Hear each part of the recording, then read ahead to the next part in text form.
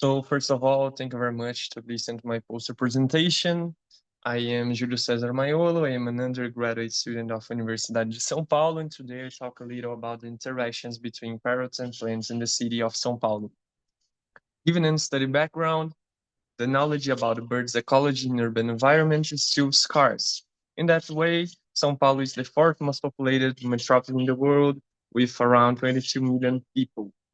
And urban parks in this context are really important. We had a lot of that in São Paulo, and they play an important role in cities offering food resources and refuge to animals as like the birds. And our project objectives in this context are, in general, better understand the diet and how food resources are utilized by the psittacides in an urban landscape. In a more specific way, what is the form of exploitation performed by psittacides on each plant species? What are the roles by each psittacine in the system? And what are the trophic niche and diet overlap between those species?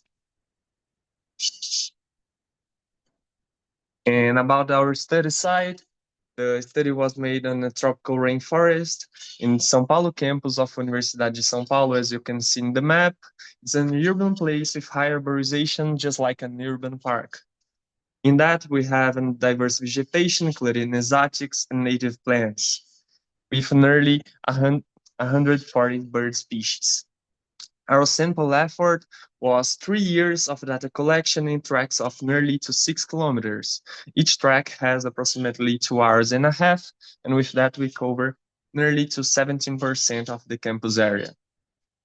The study was made with interactions scan with plants by the assemblage of parrots. The method utilized was the first foraging observation substrate and common method utilized in diet studies, and our interactions are always registered with professional camera.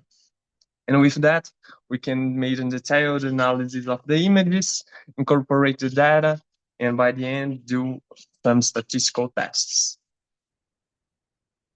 Our results are that the data collected had nearly to 920 hours of observation, nearly to 2,900 interactions are recorded by 6 psittacine species, and 97% of that was made by Amazon estiva, Protogeris tirica, and Psittaca nobilis.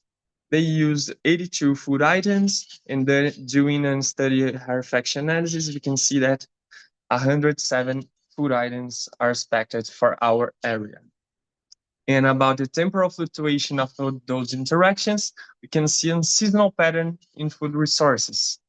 In that way, the flowers in most with higher rainfall were most used. And when more granivory less fruit and food consumption and vice versa. And that corroborates other studies that also say that flowers are most explored at the end of the dry season and in the beginning of the rainy season, as you can see in the graph. About the diet overlap, we use 11 diet categories, as you can see here, and with that we saw low diet overlap, except by congenetic species of Protogeris gander, Protogeris tirica, and Protogeris kiriri. And about the trophic niche breadth, you can see a relatively low trophic niche breadth because we use all individuals in our study, unlike what was made in the literature, and it's an important thing because it changed the results. And I want to highlight that Psittaca nobilis had the most specialized diet, and Psittacara leucophthalmos the most generalist. About our next steps, we are doing research evaluating offering and phenology of the plants. We are also doing research to analyze the difference, use, and preference for exotics and native plants, focusing more on the offer right now because we already have the use. And by the end, we are doing the general paper submission publication, and we are also doing a photo book, as you can see here in this virtual cover. My take-home message is, first, urban parks play an important role in cities, offering food resources and refuges, but knowledge also as urban ecology is still scarce. Psittacines correspond to 97% of our registered events, and we had relatively low traffic niche breadth, highlighting the importance of consider all individuals in that analysis, despite what was made previously in the literature, The most specialized diet was that of the Psittaca nobilis, most generalist by Psittacardiocophthalmus, and Protogeris syrica is the most generalist in diet, Amazonistiva in species of plants. And diet overlap was low in all species except by species of Protogeris that are in the same gender. Here are my main references, my acknowledgements, and thank you very much to listen to this presentation.